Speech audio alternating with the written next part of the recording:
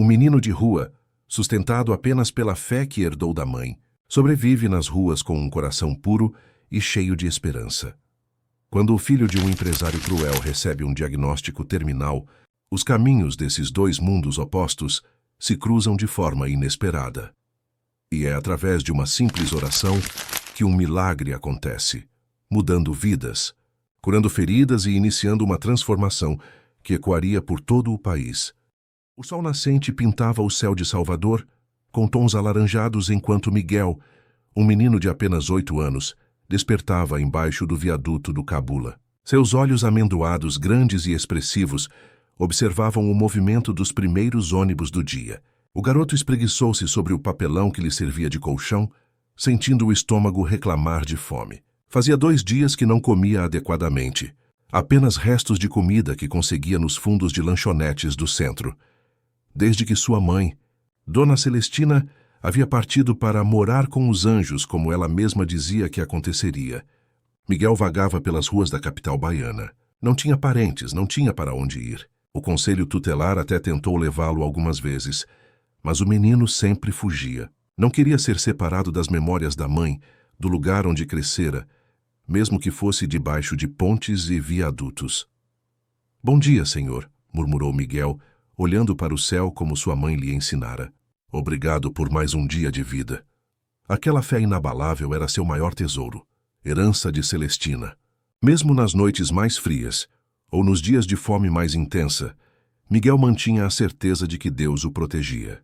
Até nos momentos mais escuros, filho, Deus está segurando sua mão, dizia Celestina, e Miguel nunca duvidou disso, nem mesmo quando se viu completamente sozinho. O menino organizou seu pequeno conjunto de pertences, uma mochila rasgada com uma muda de roupa, um terço de contas azuis que pertencera à sua mãe, e uma foto desbotada onde apareciam os dois sorrindo em frente à igreja do Bonfim. Colocou tudo nas costas e partiu para seu ponto habitual. O semáforo da Avenida Tancredo Neves, zona nobre da cidade, onde executivos em carros luxuosos paravam relutantemente nos sinais vermelhos. Enquanto Miguel caminhava para seu destino, do outro lado da cidade, no luxuoso condomínio Alphaville, Tiago Vasconcelos despertava em sua cama king size. O empresário de 45 anos, dono da Vasconcelos Incorporações, uma das maiores construtoras do Nordeste, abriu os olhos irritado com o despertador. "Desligue essa porcaria, Débora!" gritou para a esposa que dormia ao seu lado. Débora Vasconcelos, 42 anos, acordou assustada e rapidamente silenciou o aparelho. Acostumada com os rompantes do marido, apenas murmurou um desculpe e levantou-se para iniciar sua rotina, deixando Tiago resmungando sozinho na cama. No quarto ao lado, Pedro, o filho de 10 anos do casal, já estava acordado há horas. Sentado em sua cadeira de rodas adaptada, observava o nascer do sol pela janela panorâmica que oferecia uma vista privilegiada da Baía de Todos os Santos. Seus olhos, idênticos aos da mãe, refletiam uma sabedoria que contrastava com sua idade. Pedro era conhecido por sua sensibilidade e por um sorriso que iluminava qualquer ambiente, apesar da sua condição física. Há 2 anos, durante um passeio de lancha, Tiago, dirigindo em alta velocidade, e após várias doses de uísque, perdeu o controle e colidiu com outra embarcação. Pedro, que estava na proa, foi arremessado e sofreu uma lesão na medula que o deixou paralisado da cintura para baixo. Tiago nunca assumiu a responsabilidade pelo acidente, preferindo culpar o piloto da outra lancha ou as condições do mar. Jamais pediu perdão ao filho, tratando sua condição como um inconveniente, algo que manchava a imagem de perfeição que construíra para sua família. "Bom dia, meu anjo", disse Débora entrando no quarto do filho e beijando-lhe a testa. "Dormiu bem?" "Sim, mãe. Estava esperando a senhora acordar para me ajudar com o banho." Débora sorriu, admirando a doçura do filho que, apesar de tudo que passara, nunca demonstrava amargura. Enquanto ajudava Pedro com sua higiene matinal, ouvia-o falar sobre os livros que estava lendo, sobre as estrelas que observara na noite anterior com seu telescópio, sobre seus sonhos de um dia se tornar astrônomo. Do outro lado da porta, Tiago passava apressado, gritando ordens pelo telefone, sem sequer parar para cumprimentar o filho. Sua voz ecoava pela mansão, intimidando empregados e deixando um rastro de tensão por onde passava. Não me interessa se a obra está atrasada. Quero aquele terreno desocupado até amanhã. Use a polícia, use o que for necessário, mas tire aquela gente dali. A empresa de Tiago era conhecida por práticas agressivas de expansão, incluindo desapropriações controversas em áreas de comunidades carentes. Seu nome era sinônimo de poder em Salvador, mas também de crueldade. Funcionários o temiam, concorrentes o odiavam, políticos o bajulavam em troca de generosas contribuições. Enquanto Tiago descia para o café da manhã, preparado por Dona Zefa, governanta que servia a família há décadas, Débora ajudava Pedro a vestir-se. Em seguida, trouxe-o para a sala de jantar, onde o clima imediatamente ficou tenso com a presença do pai. Pedro, sente-se direito, repreendeu Tiago, sem levantar os olhos do jornal. Essa postura está horrível. Pedro ajustou-se na cadeira adaptada, tentando satisfazer o pai. Débora mordeu o lábio, contendo a vontade de defender o filho. Em vez disso, serviu-lhe suco de laranja e torradas com geleia. Tiago, não se esqueça que hoje Pedro tem consulta com o Dr. Maurício às 14h, lembrou Débora. Não poderei ir. Tenho uma reunião importante com o secretário de obras, respondeu seco, ainda sem olhar para a família. Mas você prometeu que iria desta vez. O Pedro fica muito feliz quando você acompanha as consultas. Tiago finalmente levantou os olhos irritado. Eu já disse que não posso ir. Você não entende que tenho uma empresa para dirigir? Que sustento este luxo todo? Apontou para o ambiente ao redor. Leve o moleque você mesma. Pedro baixou o olhar, magoado com as palavras do pai. Débora colocou a mão sobre o ombro do filho, transmitindo silencioso apoio.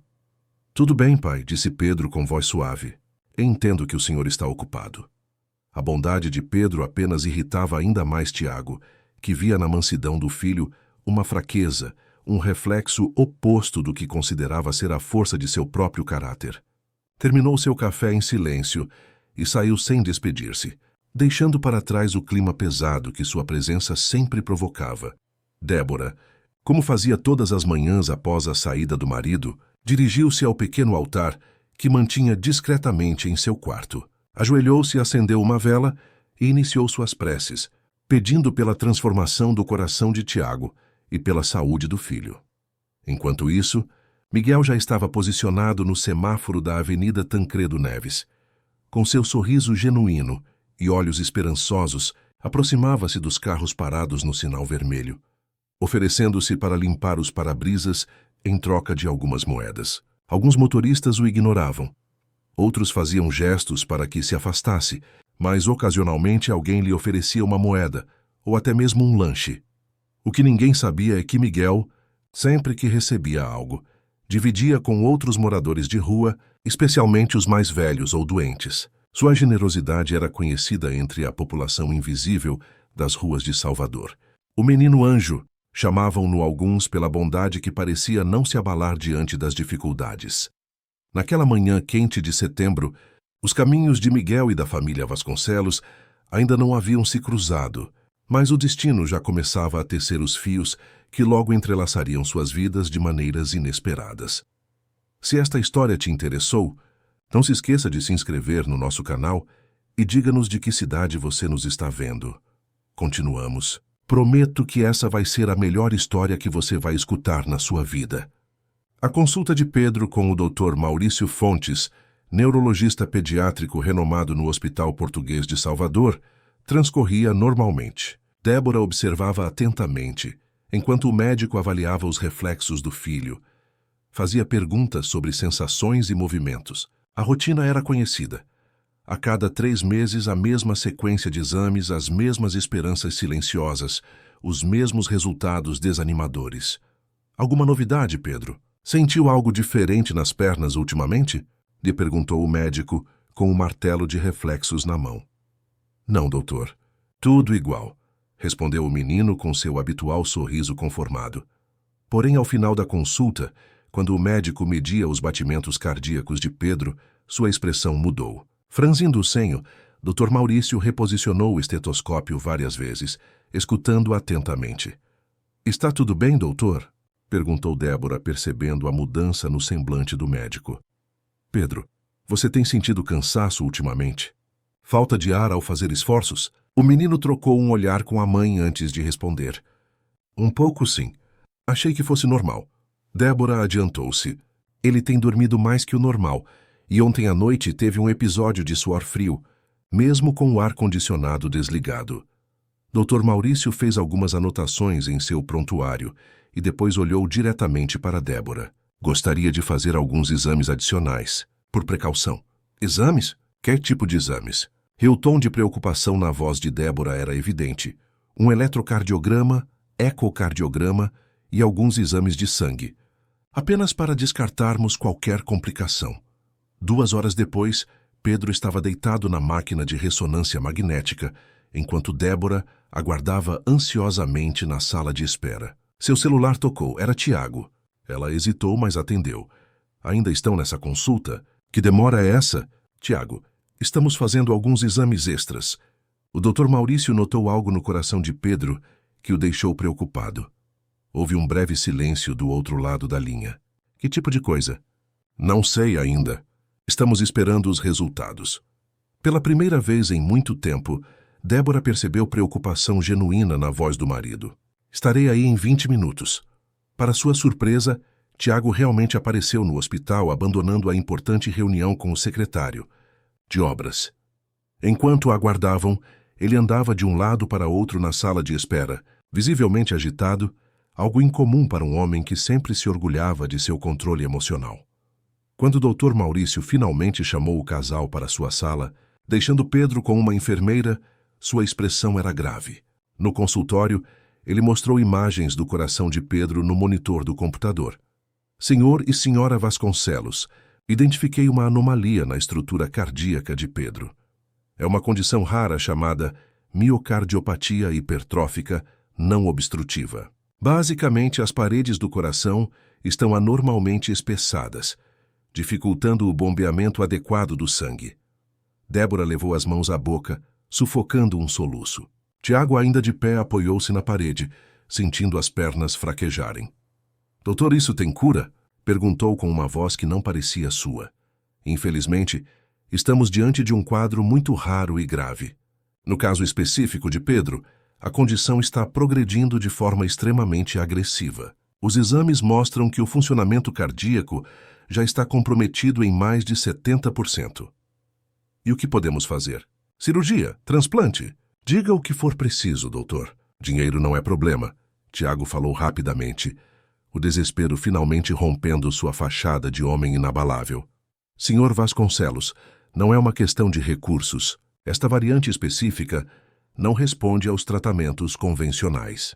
Um transplante seria considerado apenas em último caso, mas o estado atual de Pedro, combinado com sua condição neurológica prévia, torna-o um candidato de alto risco para o procedimento. Quanto tempo ele tem? Débora perguntou entre lágrimas. O médico baixou o olhar brevemente. Com o ritmo de deterioração que estamos observando. 3 dias, no máximo. Sinto muito. A notícia caiu como uma bomba sobre o casal. Tiago, pela primeira vez desde o acidente do filho, sentiu o peso esmagador da culpa. Nenhuma de suas conexões políticas, nenhuma quantia de dinheiro, nada do que construíra ao longo de sua vida poderia salvar seu filho. Ao retornar para a sala onde Pedro os aguardava, Tiago olhou para o filho como se o visse pela primeira vez. O menino sorriu ao ver o pai, sem imaginar a sentença que acabara de ser proferida. Pai, você veio. Que bom te ver aqui. Tiago tentou sorrir, mas um nó na garganta o impediu. Limitou-se a fazer um gesto afirmativo com a cabeça, enquanto Débora se aproximava do filho, disfarçando as lágrimas. O caminho de volta para casa foi silencioso. Pedro, exausto dos exames, adormeceu no banco traseiro do carro. Débora segurava sua mão, como se temesse que ele pudesse partir a qualquer momento. Tiago dirigia mecanicamente, sua mente um turbilhão de pensamentos e emoções que nunca permitira a si mesmo sentir. Ao chegarem em casa, Tiago carregou o filho nos braços até o quarto, algo que não fazia desde que Pedro era pequeno. O garoto, ainda sonolento, sorriu ao sentir os braços fortes do pai. Obrigado, pai. murmurou antes de adormecer novamente em sua cama. Tiago ficou paralisado, observando o filho dormir. Como pôde ser tão ausente? Como pôde ser tão duro com aquela criança, que apesar de tudo ainda olhava para ele com amor e admiração? Deixando o quarto, encontrou Débora no corredor, encostada na parede, chorando silenciosamente. Por que, Tiago? Por que nosso filho? Ela soluçou. Sem responder, Tiago desceu as escadas apressadamente e saiu da mansão. Precisava de ar, precisava pensar, precisava fazer algo, qualquer coisa, para impedir o inevitável. Entrou em seu Porsche Cayenne e acelerou pelas ruas de Salvador sem destino certo. Sua mente repassava cada especialista que conhecia, cada contato internacional que poderia consultar. Ligou para médicos em São Paulo, nos Estados Unidos, na Suíça. Todos diziam a mesma coisa. Sem ver o paciente pessoalmente, não podiam opinar. Mesmo assim, pela descrição, o prognóstico parecia realmente grave. Perdido em seus pensamentos desesperados, mal notou quando o semáforo da Avenida Tancredo Neves ficou vermelho. Freou bruscamente, irritado com mais este obstáculo. Foi quando viu Miguel se aproximando com seu pano e sorriso esperançoso. "Limpa o seu vidro, moço?" perguntou o menino. Em condições normais, Tiago teria ignorado ou expulsado a criança com palavras duras, mas naquele momento, a visão daquele menino de rua, aparentemente da mesma idade que Pedro, com roupas surradas e olhos brilhantes, foi como um insulto do destino. Como aquele moleque desgrenhado podia estar ali saudável enquanto seu filho estava condenado? "Sai daqui, pivete! Não vê que estou com pressa?" gritou Tiago baixando o vidro. Miguel recuou um passo, mas manteve o sorriso. "Desculpe, senhor.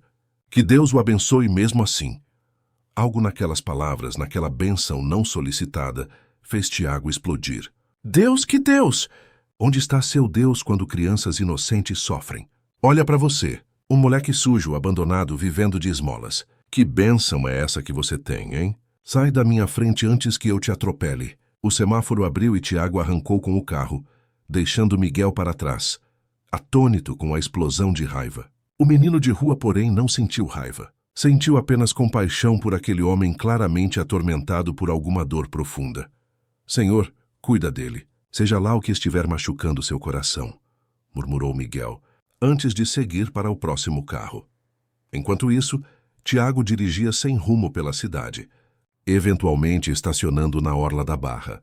Saiu do carro e caminhou até a praia, onde se deixou cair na areia, olhando para o mar. Pela primeira vez em anos, desde a infância talvez, sentiu lágrimas queimar em seus olhos.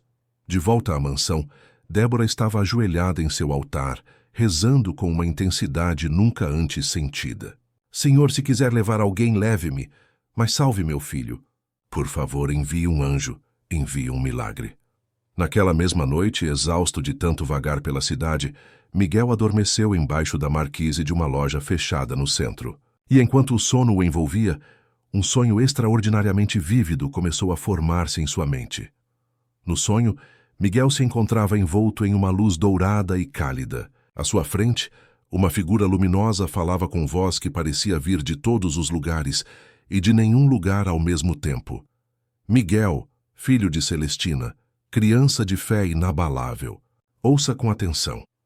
O menino, sem medo, apenas assentiu, reconhecendo de alguma forma a presença divina diante dele.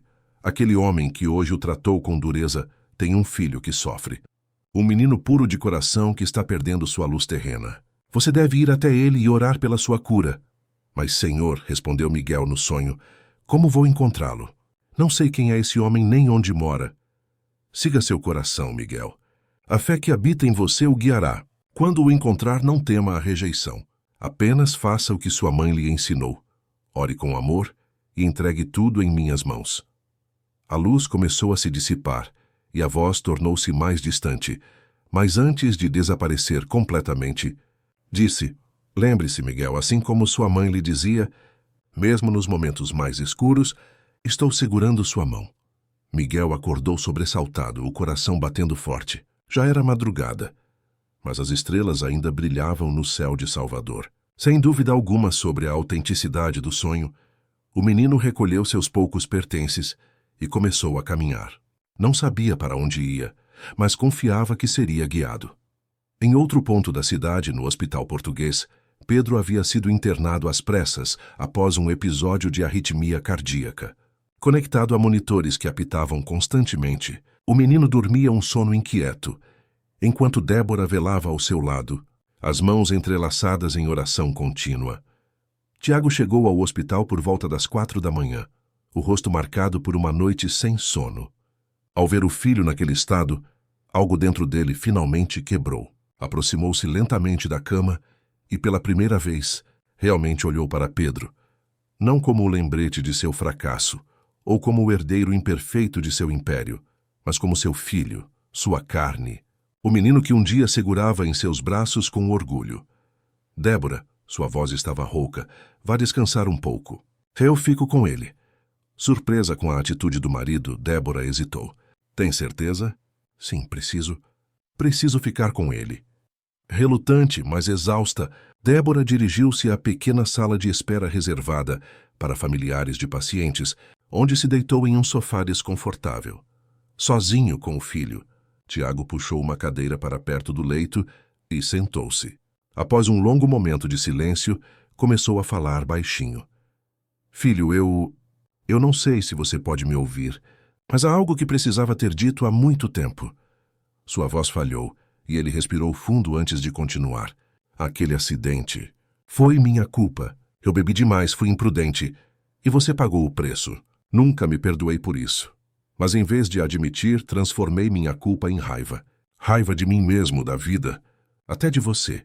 Como se sua condição fosse um lembrete constante do meu fracasso como pai. Lágrimas que há anos estavam reprimidas, finalmente correram pelo rosto de Tiago. Perdão, filho. Perdão por ter sido tão duro, tão ausente. Por favor, não vá embora. Dê-me a chance de ser o pai que você merece. Enquanto isso, Miguel caminhava pelas ruas desertas de Salvador, guiado apenas por sua intuição. Após algumas horas, encontrou-se diante do Hospital Português, um dos mais luxuosos da cidade. Nunca havia estado ali antes, mas algo em seu coração dizia que era o lugar certo. A entrada principal estava fechada àquela hora da madrugada, com apenas a entrada de emergência em funcionamento, vigiada por um segurança. Miguel observou o movimento por algum tempo, tentando descobrir como entrar. Sabia que não o deixariam passar. Um menino de rua sujo e desacompanhado. Senhor, como vou entrar? Murmurou, olhando para o céu estrelado.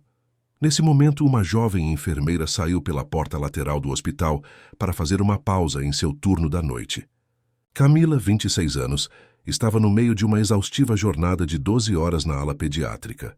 Encostou-se na parede externa, fechou os olhos e respirou fundo, buscando forças para continuar. Ao abrir os olhos, viu Miguel se aproximando timidamente. Oi, tia. A senhora trabalha aqui? Perguntou ele com seu sorriso característico. Camila observou aquela criança com roupas gastas e olhar esperançoso. Sim, trabalho. O que você está fazendo aqui sozinho a esta hora? Preciso entrar. Tem um menino doente lá dentro que precisa da minha ajuda. A enfermeira franziu o senho, intrigada. Que menino? Você o conhece? Miguel hesitou. Na verdade, não. Mas sei que ele existe e que precisa de mim. Em circunstâncias normais, Camila teria chamado a segurança ou o serviço social. Mas algo na convicção daquele menino, na sinceridade de seu olhar, a tocou profundamente. Além disso, estava familiarizada com as crianças internadas na ala pediátrica, e uma em particular veio à sua mente. O filho do poderoso empresário Tiago Vasconcelos, cuja condição havia piorado drasticamente nas últimas horas. Como é seu nome, pequeno? Miguel. E por que você acha que pode ajudar esse menino? Porque Deus me mandou aqui para orar por ele. Tive um sonho. Camila não era particularmente religiosa, mas crescera em uma família de tradições espirituais afro-brasileiras. Sua avó, mãe de santo em um terreiro de candomblé, sempre dizia que crianças puras de coração às vezes serviam como mensageiras entre os mundos. Olhando para Miguel, Camila sentiu um arrepio percorrer sua espinha, como se algo maior que ela estivesse em jogo naquele momento. Você sabe em qual quarto ele está? Perguntou, já se arrependendo do que estava prestes a fazer. Não, mas vou reconhecê-lo quando o vir. Camila mordeu o lábio, considerando as consequências de sua decisão. Poderia perder o emprego, sua credencial de enfermagem, tudo pelo que havia lutado. Mas aquela intuição persistente não a deixava. Venha comigo, rapidamente. A enfermeira levou Miguel por uma entrada de serviço, evitando as câmeras de segurança. Seguiram por corredores menos movimentados, até chegarem à ala pediátrica. Camila verificava constantemente se não havia ninguém observando enquanto guiava o menino. A maioria das crianças está dormindo agora. Vou mostrar a você os pacientes mais graves, mas precisamos ser rápidos e silenciosos, entendeu? Miguel assentiu, seu coração acelerando à medida que se aproximavam de seu destino. Passaram por alguns quartos, onde Camila entreabria ligeiramente a porta para que Miguel pudesse ver o paciente. Em cada um, o menino negava com a cabeça. Não era quem procurava. Finalmente chegaram ao quarto 508, o último da ala de cuidados intensivos pediátricos. Camila entreabriu a porta. É um menino com condição cardíaca grave, filho de gente muito importante. Tem um homem lá dentro, provavelmente o pai. Miguel espiou pela fresta e imediatamente reconheceu o homem sentado ao lado da cama. Era o mesmo que o havia insultado no semáforo. Sentiu seu coração disparar. É ele, sussurrou para Camila. É para esse menino que vim orar. A enfermeira hesitou. O pai é Tiago Vasconcelos, um dos homens mais poderosos de Salvador. Se ele descobrir que deixei você entrar sem autorização...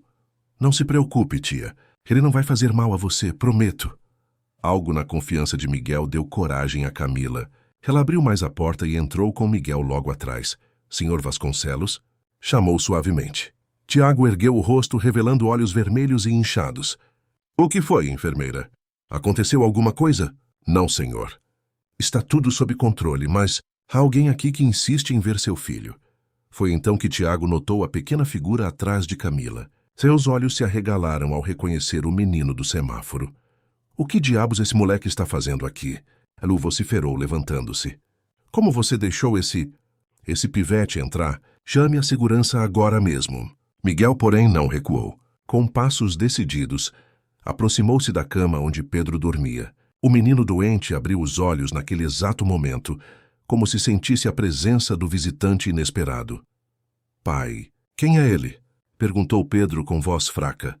Tiago agarrou o braço de Miguel, pronto para arrastá-lo para fora. Ninguém. Um invasor que já está de saída. Espere, pediu Pedro, surpreendendo a todos. Eu quero que ele fique. O quê? Não, Pedro, você precisa descansar. Esse menino não deveria estar aqui. Por favor, pai. Só um momento. Havia algo no tom de Pedro, uma firmeza rara que fez Tiago hesitar. O empresário olhou para o filho, para Miguel, para a enfermeira, sentindo-se encurralado. Pela primeira vez, a vontade de seu filho prevalecia sobre a sua. 5 minutos. Concedeu por fim, soltando o braço de Miguel com um movimento brusco. O menino de rua se aproximou da cama de Pedro. Os dois se olharam profundamente, como se já se conhecessem. Você veio me ajudar, não é? Sussurrou Pedro. Eu sonhei com você. Miguel sorriu, não surpreso com a conexão espiritual que transcendia explicações racionais. Sim, vim orar por você. Posso segurar sua mão? Pedro estendeu a mão pálida e frágil, que Miguel tomou entre as suas, calejadas pela vida nas ruas. O contraste não poderia ser maior. O filho do magnata, cercado de luxo e tecnologia médica avançada, e o menino sem teto, cuja única riqueza era sua fé inabalável. Fechando os olhos, Miguel começou a orar em voz baixa, palavras simples, desprovidas de qualquer teatralidade, mas carregadas de uma convicção que fez todos no quarto, Tiago, Camila e até mesmo Pedro, sentirem um inexplicável arrepio. Senhor, Miguel começou sua oração. Tu que estás nos céus e também aqui, pertinho de nós, peço que olhes com carinho para este menino. Como minha mãe Celestina sempre dizia, até nos momentos mais escuros, o Senhor segura nossa mão. Segure a mão de Pedro agora. Cure seu coração doente. Dê-lhe mais tempo nesta terra para ele cumprir a missão que o Senhor tem para ele. Amém.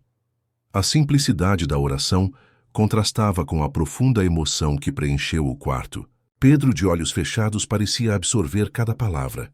Tiago, inicialmente cético e irritado, encontrou-se inexplicavelmente tocado pela pureza daquele momento. Quando Miguel terminou, abriu os olhos e sorriu para Pedro. Vai ficar tudo bem, disse, com uma certeza que vinha do fundo de sua alma. Pedro assentiu, como se também soubesse. Obrigado por vir. Miguel soltou suavemente a mão do menino doente e virou-se para sair. Passou por Tiago sem encará-lo. Mas antes de alcançar a porta, disse baixinho, ele vai precisar do senhor mais do que nunca quando melhorar.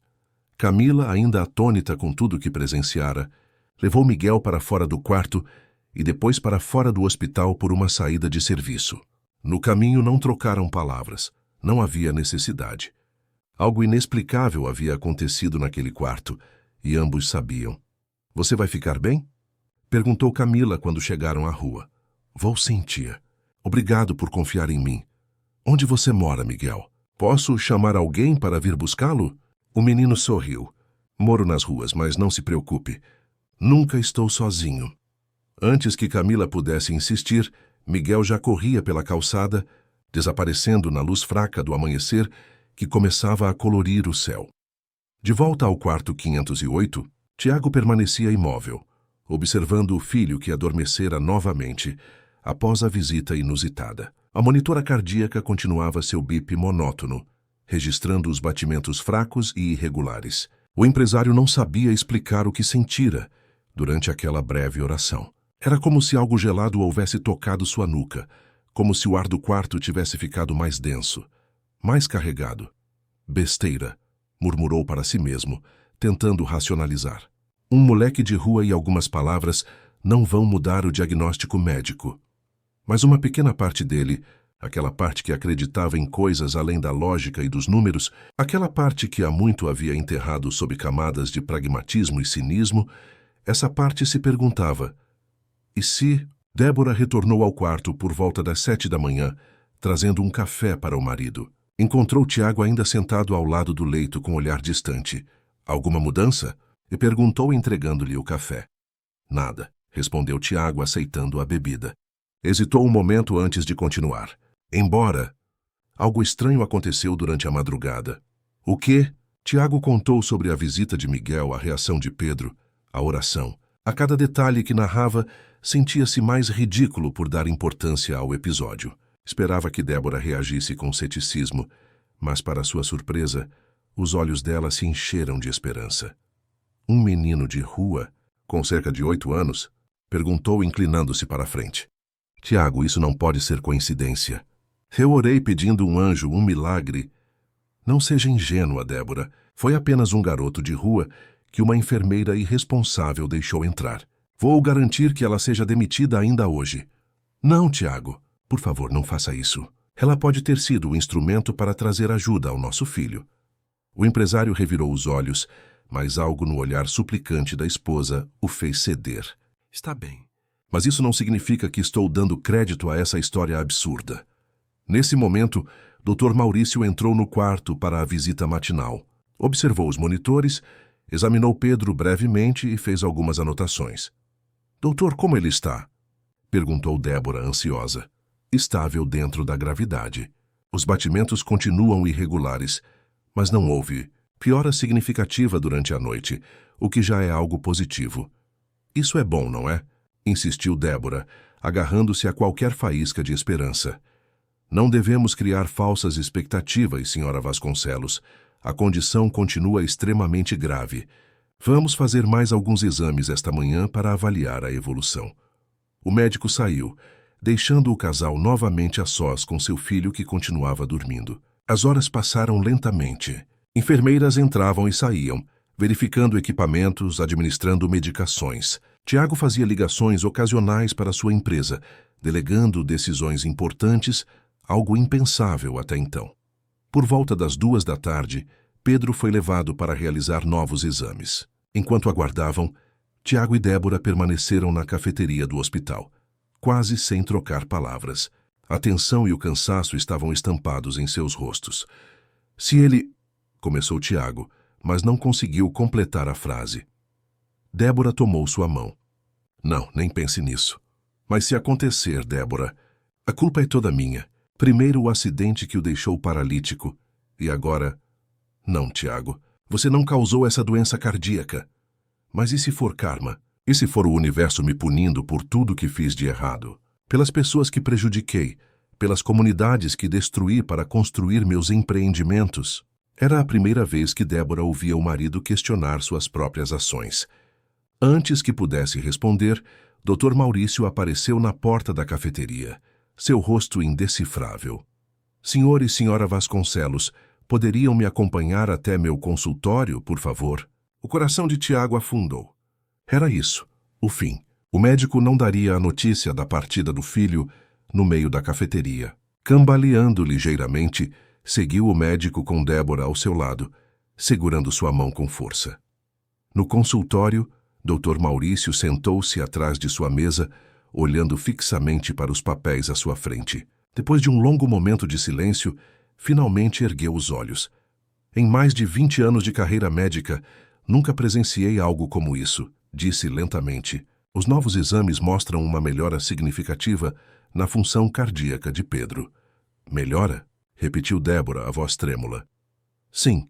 A espessura das paredes do coração reduziu aproximadamente 15% desde ontem. Os batimentos estão mais regulares. É como se o processo da doença tivesse não apenas estagnado, mas revertido. Tiago inclinou-se para a frente, incrédulo. Isso é possível? Cientificamente, quero dizer. O médico abriu as mãos em um gesto de perplexidade. Sinceramente, não. Pelo menos não na literatura médica que conheço. Esta variante específica de miocardiopatia é degenerativa por natureza. Nunca houve um caso documentado de regressão espontânea. Então, o que o senhor está dizendo é que... Débora deixou a frase no ar, temendo que expressar a esperança em palavras pudesse de alguma forma rompê-la. O que estou dizendo, senhora Vasconcelos, é que não tem uma explicação médica para o que está acontecendo. Precisamos continuar monitorando, fazer mais exames, mas hesitou antes de continuar. Se a melhora continuar neste ritmo, talvez, e enfatizo, talvez, tenhamos que reconsiderar o prognóstico. Lágrimas de alívio escorreram pelo rosto de Débora. Tiago, entretanto, permaneceu em choque, incapaz de processar completamente o que acabara de ouvir. Posso ver os exames? Pediu seu lado analítico, assumindo o controle. Dr. Maurício virou a tela do computador, mostrando as imagens comparativas do coração de Pedro. Mesmo para um leigo, a diferença era perceptível. Quando ele poderá ir para casa? Perguntou Tiago, finalmente permitindo-se acreditar que talvez, apenas talvez, seu filho tivesse uma chance. É cedo para falar disso. Quero mantê-lo internado para observação por pelo menos mais 48 horas. Se a melhora continuar, poderemos discutir a alta hospitalar. Ao retornarem ao quarto, encontraram Pedro acordado com cor nas bochechas, algo que não viam há dias. O menino sorriu ao vê-los. Mãe, pai, eu tive um sonho tão bonito, Né exclamou. Sonhei que estava correndo em um campo enorme, com flores de todas as cores, e minhas pernas funcionavam. Eu podia sentir a grama sob os pés. Tiago e Débora trocaram olhares emocionados. O empresário aproximou-se da cama e, num gesto que surpreendeu a todos, inclusive a si mesmo, abraçou o filho com força. Vai ficar tudo bem, filho. Você vai ficar bem. As horas se transformaram em dias. Cada novo exame trazia resultados mais surpreendentes que o anterior. A função cardíaca de Pedro continuava a melhorar em ritmo constante. Médicos de outros hospitais vieram visitá-lo, intrigados com o caso que começava a se espalhar nos círculos médicos como o mistério do hospital português. Na manhã do terceiro dia, após a visita de Miguel, Dr. Maurício entrou no quarto com um sorriso amplo, expressão rara em seu rosto habitualmente sério. Tenho ótimas notícias, anunciou.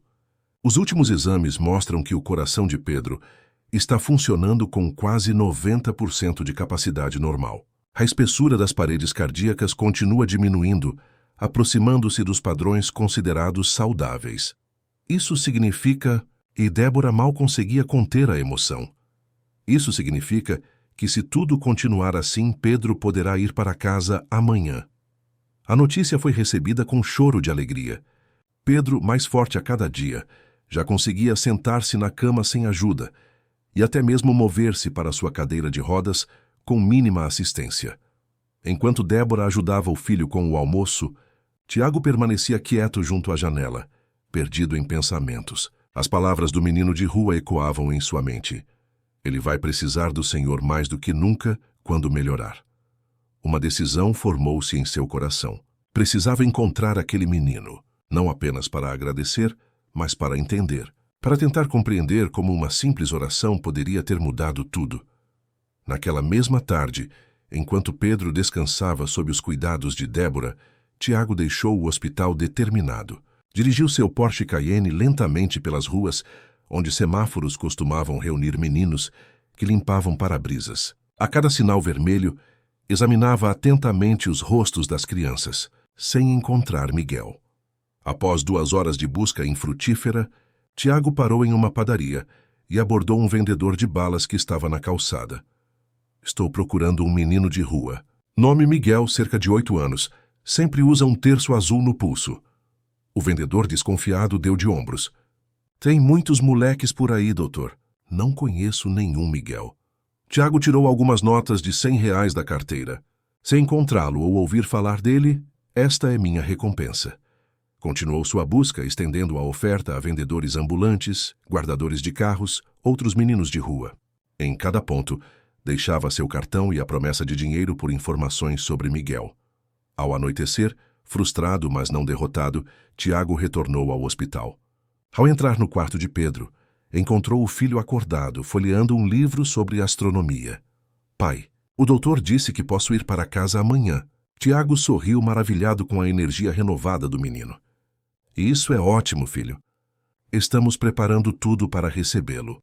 Sentou-se na beira da cama e hesitou antes de perguntar.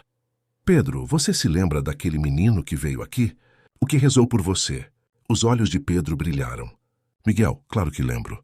Ele foi muito legal comigo. O que você sentiu quando ele rezou? Pedro pensou por um momento.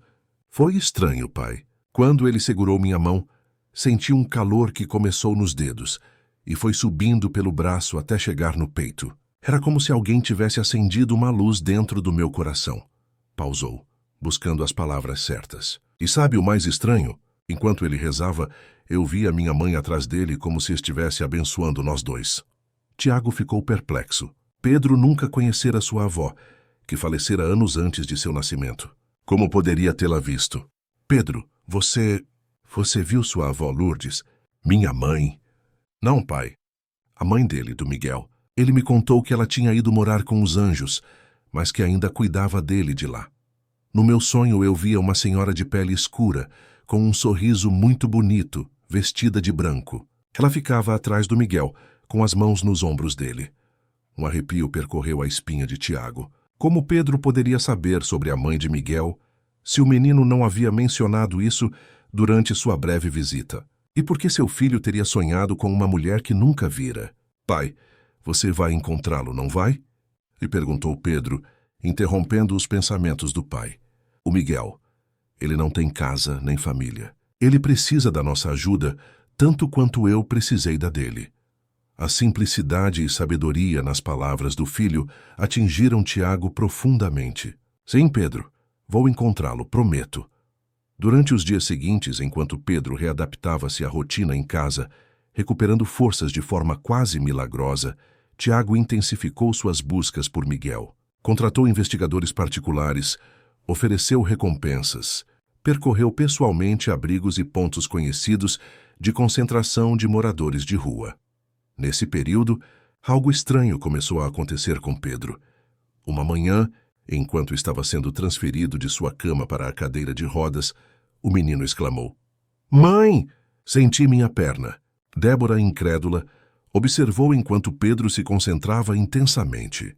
Olha, mãe. E para o espanto de todos, moveu ligeiramente o dedo do pé direito. Dr. Maurício foi chamado imediatamente. Após uma série de testes, o médico parecia tão perplexo quanto os pais. Isso é cientificamente inexplicável, confessou. A lesão na medula espinhal era considerada permanente. Não existe regeneração espontânea desse tipo de dano, pelo menos não na literatura médica atual. Mas e o movimento que acabamos de ver? Se questionou Tiago. Não posso negar o que vi. Há um princípio de recuperação nervosa. Sugiro iniciarmos um intenso programa de fisioterapia, imediatamente. Se há qualquer possibilidade, por menor que seja, A notícia da recuperação cardíaca de Pedro já era surpreendente. A possibilidade de recuperação dos movimentos era simplesmente miraculosa. Tiago, que sempre baseara suas decisões em fatos concretos e números, começava a questionar tudo em que acreditava. 3 semanas após a alta hospitalar de Pedro, quando o menino já conseguia mover ambas as pernas, com esforço controlado, Tiago finalmente recebeu a ligação que tanto esperava. Senhor Vasconcelos, encontramos o menino. Está no semáforo da Avenida Tancredo Neves, o mesmo onde o senhor disse tê-lo visto pela primeira vez. Tiago mal esperou o investigador terminar a frase. Pegou as chaves do carro e saiu apressadamente, gritando para Débora que voltaria logo. Durante o trajeto, seu coração batia acelerado. O que diria ao menino? Como explicaria a transformação que ocorrera não apenas em Pedro, mas nele mesmo?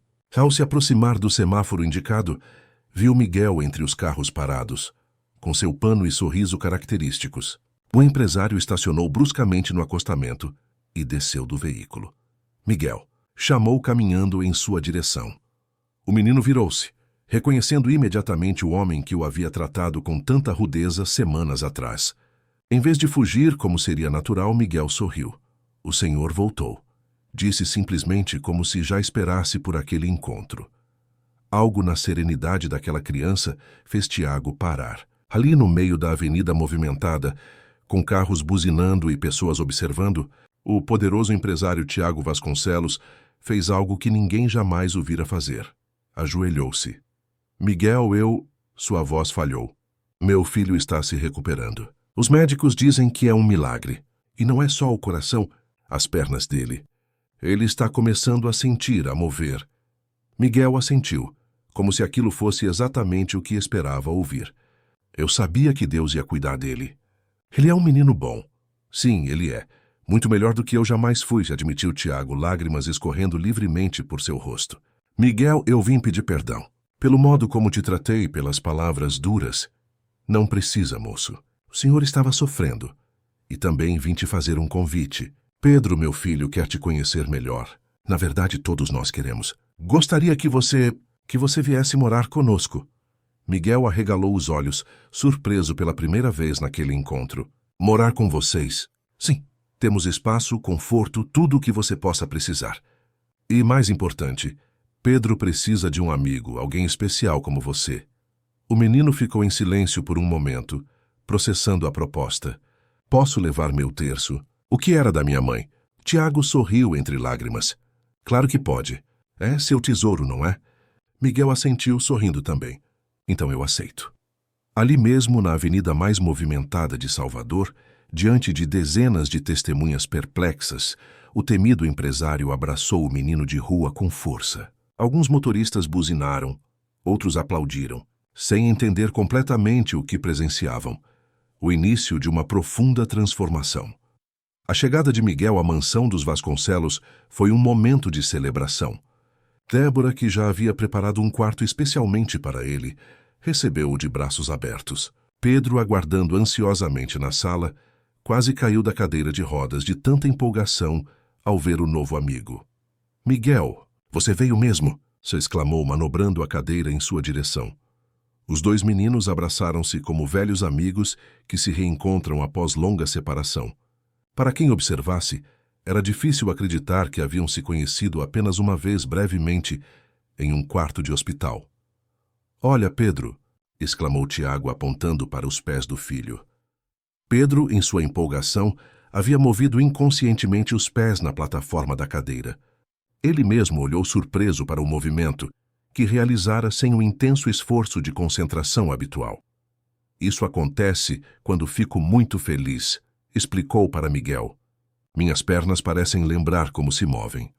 Durante as semanas seguintes, a presença de Miguel transformou completamente a atmosfera da mansão. O menino, inicialmente tímido com tanto luxo, logo se adaptou, mas sem perder sua simplicidade e fé. Todas as noites, antes de dormir, Miguel e Pedro rezavam juntos, com Débora ocasionalmente juntando-se a eles. Para surpresa de todos, até mesmo Tiago começou a participar desses momentos, desajeitado no início, mas cada vez mais confortável com a prática. Paralelamente, Mudanças profundas ocorriam na vida profissional de Tiago.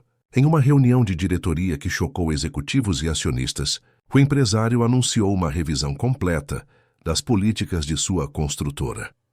A partir de hoje, a Vasconcelos Incorporações não realizará mais desapropriações em áreas habitadas. Pelo contrário, iniciaremos um programa de regularização fundiária e melhorias habitacionais nas comunidades onde já atuamos.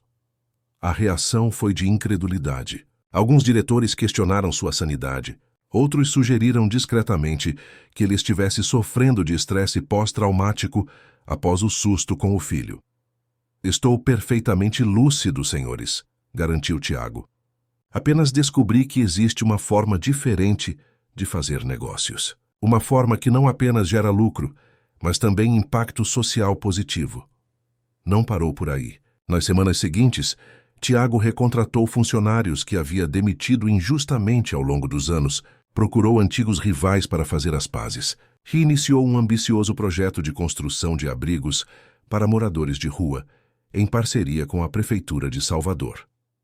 A mansão, antes um símbolo de isolamento e privilégio, começou a abrir suas portas. Aos domingos, o enorme jardim transformava-se em um espaço comunitário, onde eram servidas refeições para famílias carentes. Débora, que sempre sonhara em fazer trabalho voluntário, mas fora desencorajada pelo marido, agora liderava esses eventos com entusiasmo e dedicação. E no centro de toda essa transformação estava Miguel, o menino que, com sua fé simples e inabalável, havia tocado não apenas o coração físico de Pedro, mas também o coração metafórico de uma família inteira. Camila, a enfermeira que arriscara seu emprego para ajudar Miguel a entrar no hospital, foi outra beneficiada pela mudança de Tiago. Em vez de ser punida, foi promovida a coordenadora de um novo programa de humanização no atendimento pediátrico, financiado pela Fundação Vasconcelos, recém-criada para centralizar os projetos sociais da família. 10 anos se passaram. A mansão dos Vasconcelos, embora ainda mantivesse sua imponência arquitetônica, havia se transformado em um espaço muito diferente daquele lugar frio e opulento de antes. Os jardins, anteriormente destinados apenas a exibir plantas raras e caras, agora abrigavam hortas comunitárias cuidadas por jovens de projetos sociais. O amplo salão de festas havia sido convertido em um centro de capacitação profissional, onde ex-moradores de rua aprendiam ofícios diversos, da gastronomia à marcenaria. Em uma manhã ensolarada de domingo, Miguel, agora um jovem de 18 anos, observava o movimento no jardim da mansão. Vestia uma camisa social simples, calças jeans, e no pulso, o mesmo terço de contas azuis que pertencera à sua mãe, agora cuidadosamente restaurado, mas mantendo sua essência original. Pensando na vida, irmão? Perguntou Pedro, aproximando-se. Pedro Vasconcelos, 20 anos, não mostrava nenhum sinal da doença cardíaca que quase o levara uma década atrás.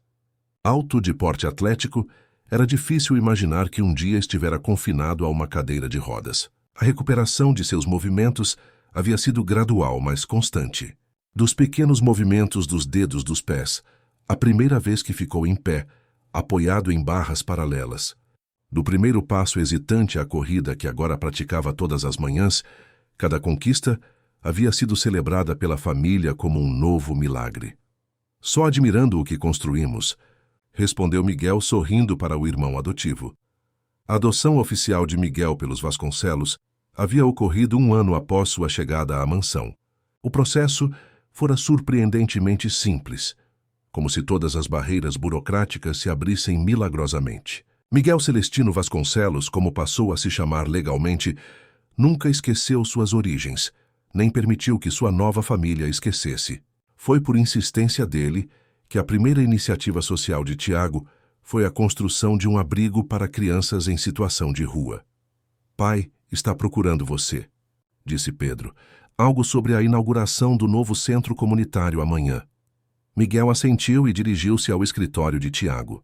No caminho, cumprimentou funcionários e voluntários que circulavam pela propriedade. Todos o conheciam, respeitavam sua história e admiravam o jovem em que se transformara.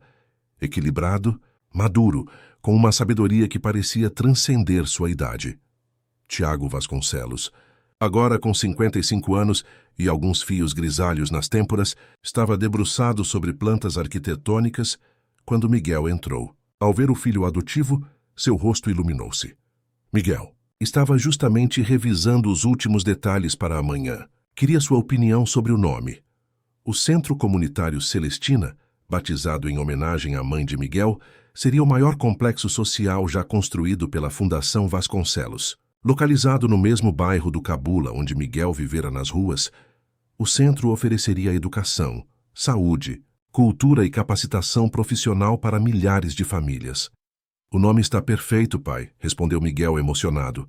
Mamãe estaria muito orgulhosa. Tiago levantou-se e abraçou o filho. Não, Miguel. Ela estaria orgulhosa de você. De tudo o que você fez, de tudo o que se tornou. A transformação de Tiago Vasconcelos ao longo da última década havia sido tão impressionante quanto a recuperação física de Pedro. O empresário implacável dera lugar a um homem de negócios ético e socialmente responsável. A Vasconcelos Incorporações, antes conhecida por seus métodos agressivos, agora era referência em habitação social e revitalização urbana sustentável. Projetos de moradia popular com dignidade substituíram os luxuosos condomínios que só os mais ricos podiam comprar. Já falou com seu irmão sobre a faculdade? Perguntou Tiago, voltando a sentar-se. Miguel sorriu. Ainda não. Estou esperando o momento certo. Pedro estava prestes a iniciar o curso de medicina na Universidade Federal da Bahia. Seu sonho era tornar-se cardiologista pediátrico para ajudar crianças com condições semelhantes a que quase tirara sua vida. O que ele ainda não sabia era que Miguel havia decidido seguir um caminho diferente. Ele vai ficar surpreso, comentou Tiago. Todos achavam que você seguiria a administração para assumir a fundação. E vou assumir a fundação. Só que quero fazer isso com uma formação em serviço social. Preciso entender profundamente as pessoas que queremos ajudar. Tiago assentiu orgulhoso. O pragmatismo empresarial ainda existia nele, mas agora estava temperado por uma compreensão mais ampla do valor humano, algo que aprendera com Miguel. A conversa foi interrompida por Débora, que entrou apressada no escritório. Vocês não vão acreditar. Acabo de receber uma ligação da Rede Globo. Querem fazer uma reportagem especial sobre nossa história para o Fantástico. A história da família Vasconcelos havia ganhado notoriedade nacional ao longo dos anos. O empresário impiedoso que se transformara após um milagre, envolvendo seu filho e um menino de rua, o garoto paralítico que voltara a andar, a mansão que se abrira para a comunidade, todos esses elementos formavam uma narrativa poderosa que inspirava pessoas em todo o Brasil. Mais uma reportagem? Brincou Miguel.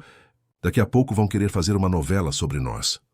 Os três riram, mas havia verdade na brincadeira. Vários programas de televisão já haviam contado sua história, sempre com enorme repercussão. Um jornalista cético chegou a passar uma semana na mansão, determinado a encontrar falhas ou contradições na narrativa da transformação familiar. Saiu de lá convertido, escrevendo uma emocionante retratação em que admitia ter sido tocado pela autenticidade do que presenciara. Acho que devemos aceitar, disse Tiago pensativo. Quanto mais pessoas conhecerem nossa história, mais poderemos inspirar mudanças semelhantes. Na manhã seguinte, a inauguração do Centro Comunitário Celestina atraiu autoridades, celebridades e, mais importante, centenas de moradores locais. A cerimônia deliberadamente simples começou com palavras de Tiago. Este centro não é apenas um prédio com serviços. É um símbolo de transformação, da minha, da nossa família, e espero que seja também da vida de muitos que passarem por aqui. Em seguida, para surpresa de todos, convidou Pedro e Miguel para discursarem juntos. Os dois jovens, lado a lado, representavam a materialização do milagre que mudara tudo. Pedro falou primeiro, emocionado. 10 anos atrás eu estava em um leito de hospital, com os médicos me dando apenas 3 dias de vida. Hoje estou aqui, completamente saudável, prestes a iniciar meus estudos em medicina para retribuir o que recebi. Quando chegou a vez de Miguel, um silêncio respeitoso tomou conta do público. Todos conheciam sua história, o menino de rua que, através de sua fé inabalável, transformara não apenas a vida de Pedro, mas de toda a família Vasconcelos, e, por extensão, de milhares de pessoas impactadas pelos projetos sociais que nasceram daquele encontro improvável. Não sou diferente de nenhuma das crianças que vivem nas ruas desta cidade, começou Miguel com simplicidade. A única diferença é que tive a chance que todos merecem ter. Este centro é dedicado à memória de minha mãe, Celestina, que me ensinou que a fé verdadeira não é passiva. Ela nos move à ação, ao amor prático, à transformação. Este será meu compromisso ao assumir a direção da Fundação Vasconcelos. Garantir que cada criança, cada família em situação vulnerável tenha a oportunidade de reescrever sua história. Foi então que Miguel fez o anúncio surpresa, e é com imensa alegria que compartilho que, a partir do próximo mês, iniciarei meus estudos em serviço social, para melhor servir a nossa comunidade. Os aplausos foram interrompidos por Pedro, visivelmente emocionado. E eu tenho outro anúncio para fazer. Em homenagem ao meu irmão Miguel, decidi que, após me formar em medicina, dedicarei parte do meu tempo a um projeto de atendimento médico gratuito para crianças em situação de rua. Porque sei que existem muitos Miguéis por aí esperando por uma chance. A multidão explodiu em aplausos. Tiago e Débora, observando seus 2 filhos, não podiam conter as lágrimas de orgulho e gratidão. Após a cerimônia, enquanto os convidados percorriam as instalações do centro, uma equipe de reportagem da Rede Globo se aproximou para entrevistar a família. A repórter, visivelmente tocada pela história, fez a pergunta que todos sempre faziam. Miguel, você acredita que foi realmente escolhido por Deus para salvar Pedro? O jovem sorriu, com aquela serenidade que o caracterizava desde criança. Não acho que fui escolhido mais que qualquer outra pessoa. Acredito que todos somos chamados a fazer a diferença na vida uns dos outros. A questão é, estamos dispostos a ouvir esse chamado e agir?